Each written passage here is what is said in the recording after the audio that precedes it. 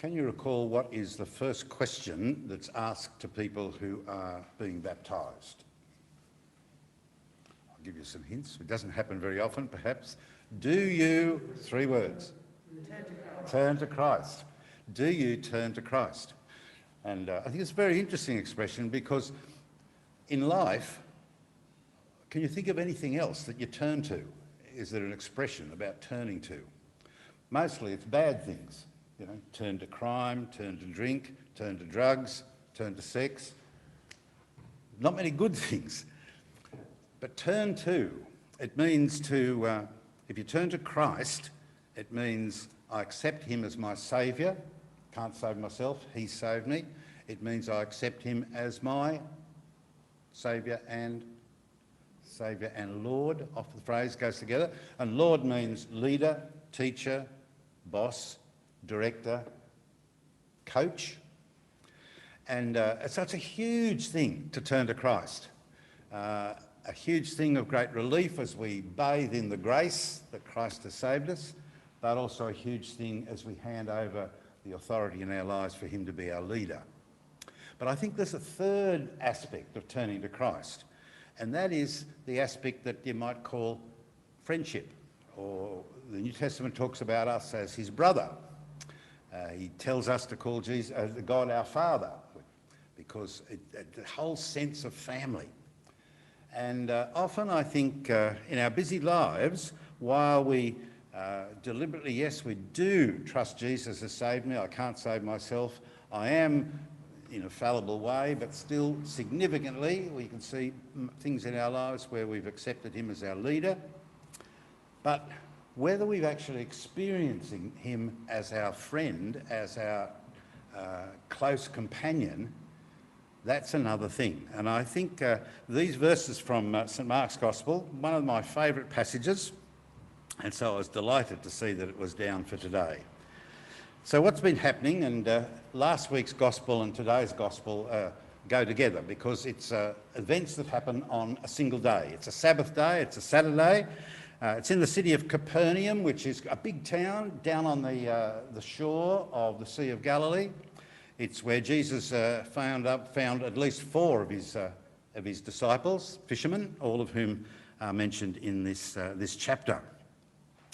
And he's invited to preach. We don't know quite what the system was, but how people got invited. It certainly wasn't months ahead. It's almost looking around at the door and seeing who looks the most likely.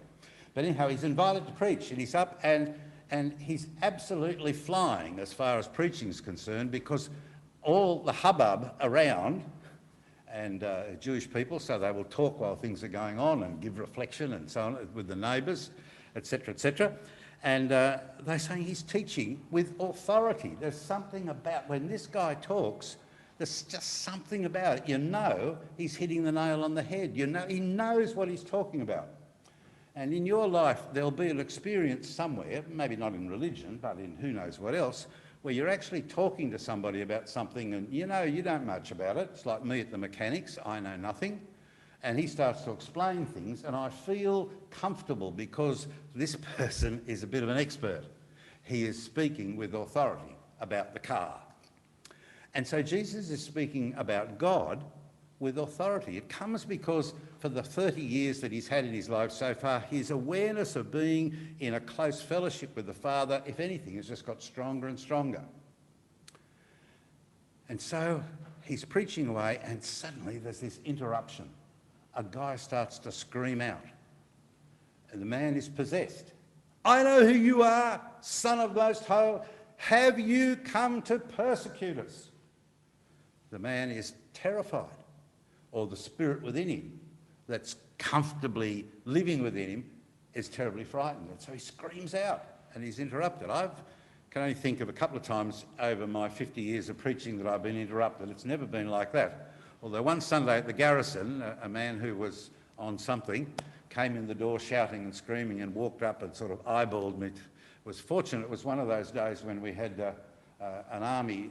At the Garrison Church, there are different people from different groups of the army come on their annual church trip, and there were half a dozen of these big guys in the front row, and they all came out, interesting. They all put their arms beside themselves and sort of stood around him and nudged him back to the door. And did anyone hear a word that I said after that? No.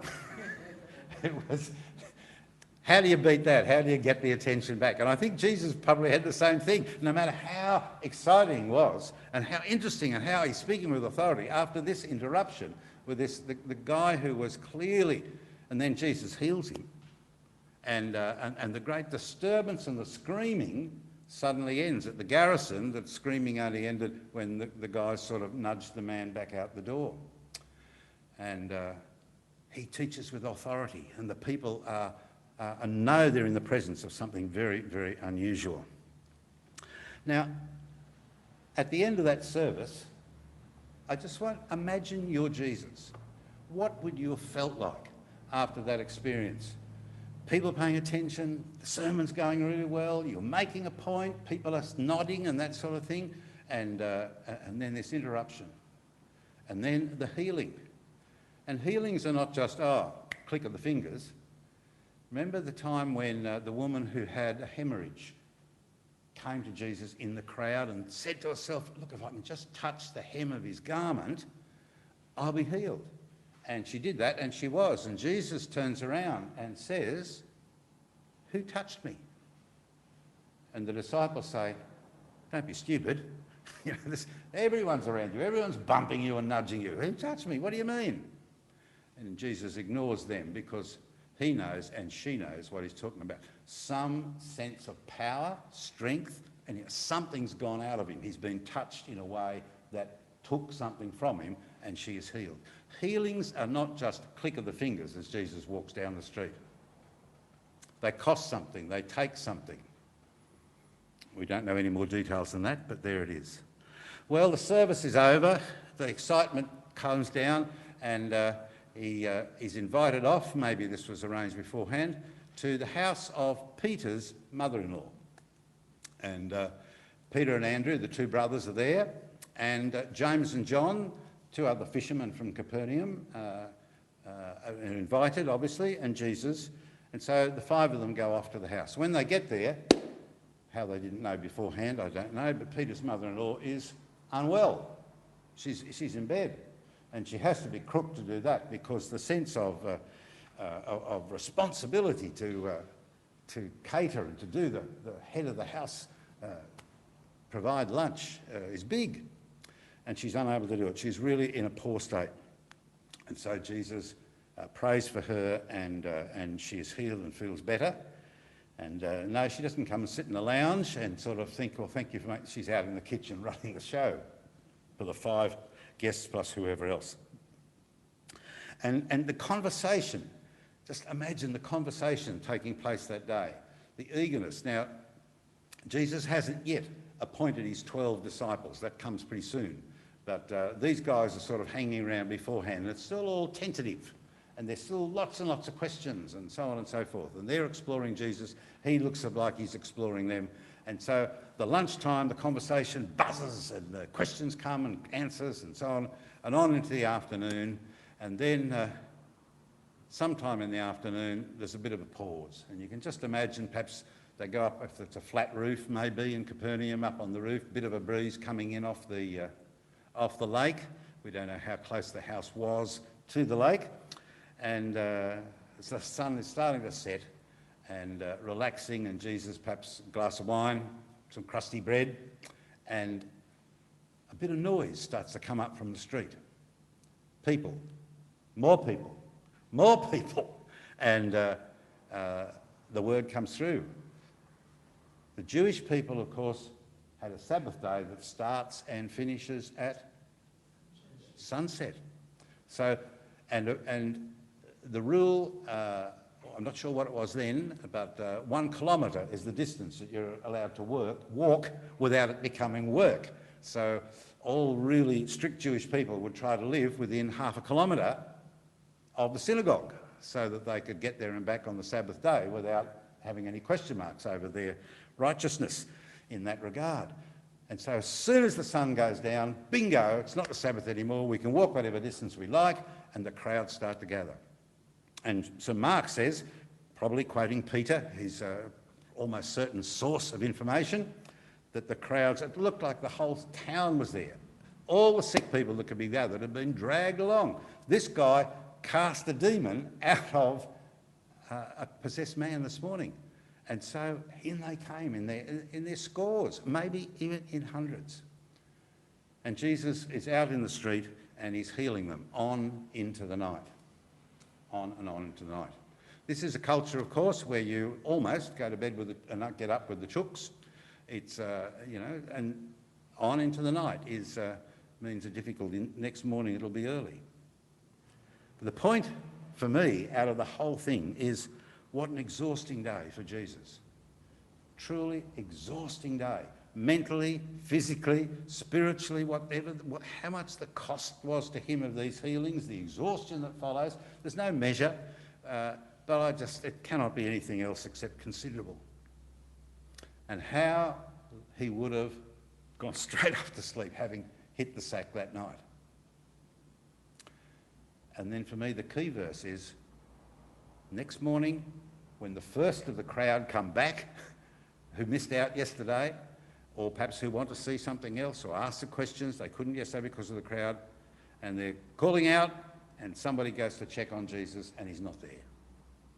He has already, before dawn, got himself up, got himself dressed, got himself out of the house, got himself out to a quiet place so that he could pray.